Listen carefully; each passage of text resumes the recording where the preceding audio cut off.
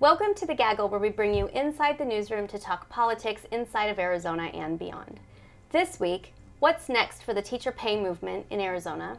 Should DACA students be able to keep their in-state tuition? But first, a census question about citizenship is rankling people inside of Arizona and beyond. Maria, you reported on this issue. What's going on? So the Commerce Department, which oversees the Census Bureau, last week announced that it was going to add a question about citizenship status to the 2020 census. There had been rumors about that maybe happening, so everybody was already getting upset. The final decision came out last week. As you said, a lot of leaders and advocates in the immigrant community are concerned about this because they feel that it will lead to an undercount, people shying away from actually answering the census. What are the consequences of an undercount? In Arizona, those consequences could be particularly large because obviously we have a huge immigrant population, and I do want to point out that's not just Latinos. We also have one of the fastest growing Asian American populations here. So the two major consequences, one is essentially political clout because congressional seats, are based on, or sort of allocated based on census numbers. We were considered poised to be gaining a seat after the census. That could jeopardize that. The other possible consequence is federal funding, because again, there's quite a bit with Medicare, schools, transportation, and so forth, that again is based on counts from the census.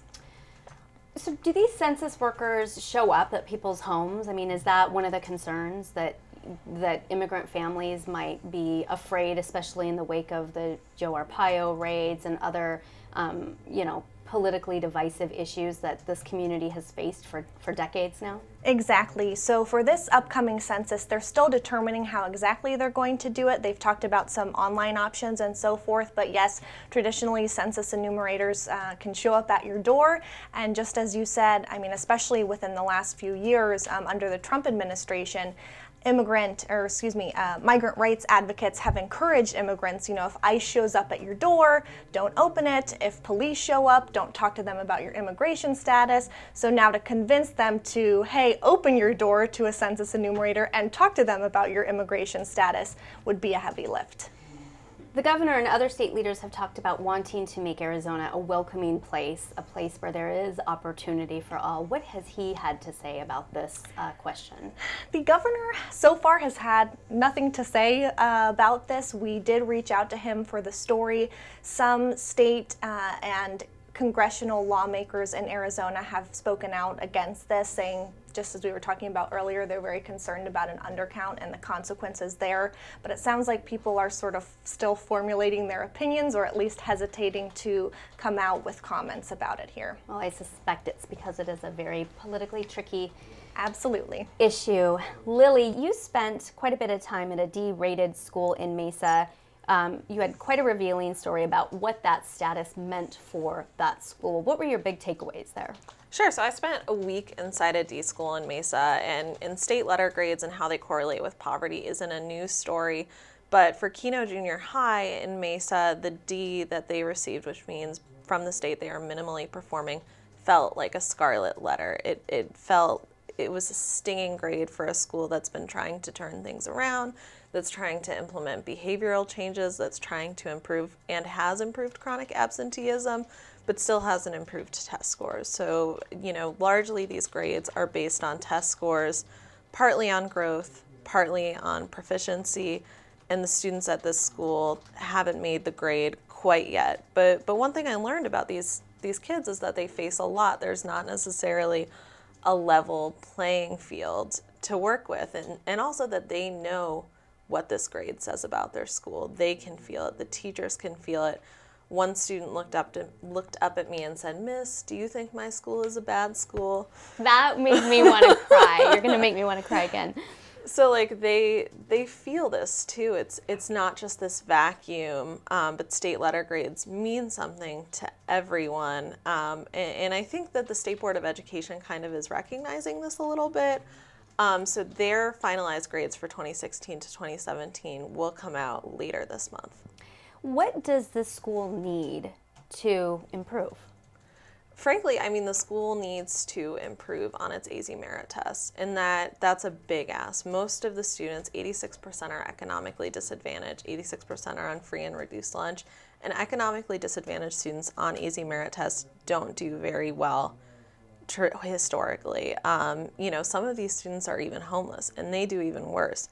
Many of these students are migrants, many are English language learners.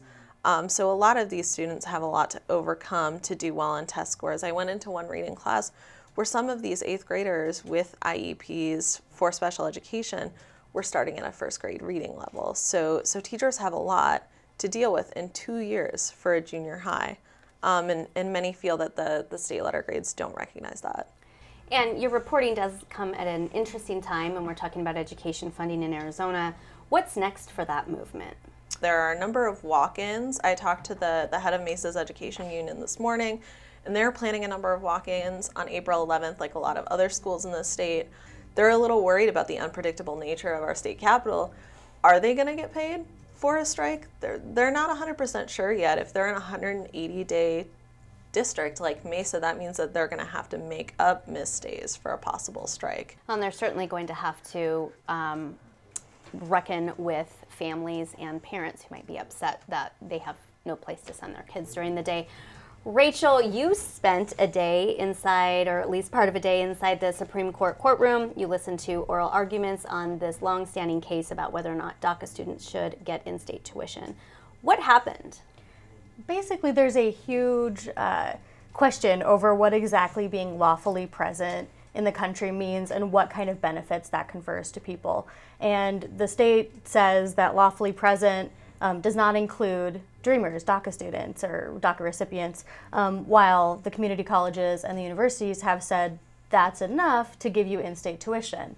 And for a lot of these kids, they grew up in Arizona, they graduated from Arizona high schools, they're trying to go to the schools in their neighborhoods, their dream schools, you know, ASU or University of Arizona, and the in-state tuition price is 3 times less than the out-of-state tuition price. So they're kind of waiting to see, you know, will I be able to finish college in 4 years? Will I have to go back to community colleges because it's more affordable? Will I have to put my education on hold or spend 8 years trying to get a 4-year degree? It's all sort of up in the air for them right now.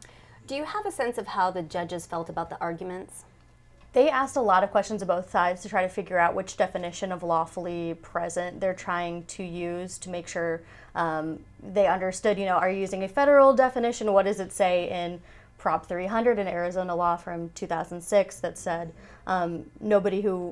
people who were not lawfully present in the U.S. couldn't get any benefits. There was a small part where they tried to figure out, is in-state tuition a benefit technically? You know, the federal law says payments or assistance.